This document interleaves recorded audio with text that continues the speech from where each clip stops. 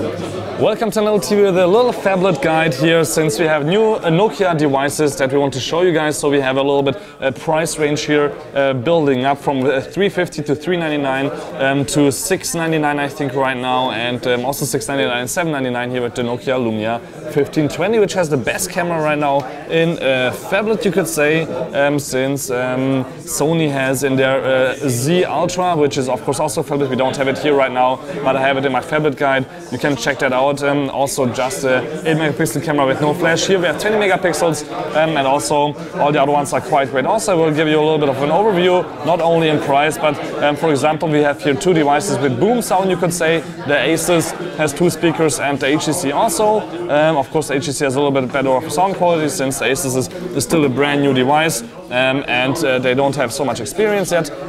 But we want to actually just really give you a little guidance what you should buy maybe this year. For example, the Samsung Galaxy Note 3 right in the middle is the smallest phablet out there right now, but not the only one with a stylus, since we have here a stylus, but also in the Asus here both a stylus inside.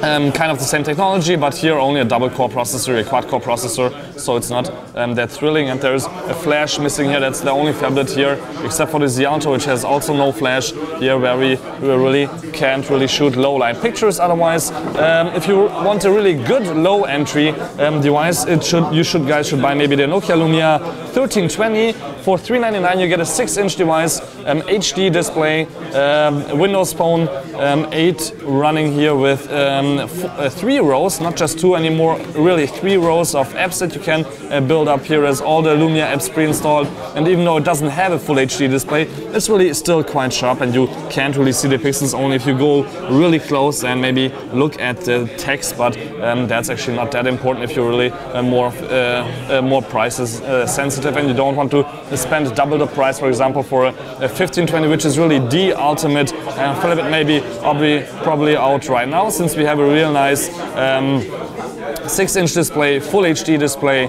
wireless charging built in. Nobody else has wireless charging in a phablet right now. A beautiful camera on the front and the back. Here we have 20 megapixel, it's sticking out a little bit, but also here of course nice little speaker, dual LED flash, and finally also micro SD slot here built in, and nano SIM. First Nokia device with nano SIM, so no micro SIM is here anymore inside, and still beautiful and big 3400 milliamp battery, which is of course quite huge for a device like that. But we have of course wireless chargeable batteries also by Nokia that you can also check out if you guys would want to. So this is the Nokia 1520, one of our favorites this year, but one of the most expensive phablets also out on the market right now, with also a lot of color options. We have here the white one, there's also yellow, red, black, and all kinds of other colors available, but it depends on your country which colors you could buy. So one device we haven't talked about yet is the HTC, and the HTC phablet, the One Max, is the only one with fingerprint reader on the back. That's also quite a nice feature, and it's the only device made of complete metal on the back. All the other ones are plastic. For example, the Samsung, this looks like leather, and all around it looks like metal, but it's plastic all around, and this is also plastic on the back. But it's again the only one where we have an exchangeable battery here. You can take off the back cover, but you only have the micro SIM and the micro SD card reader there. So yeah, that's a little bit of a drawback, and the camera is also not as high resolution as on the other ones.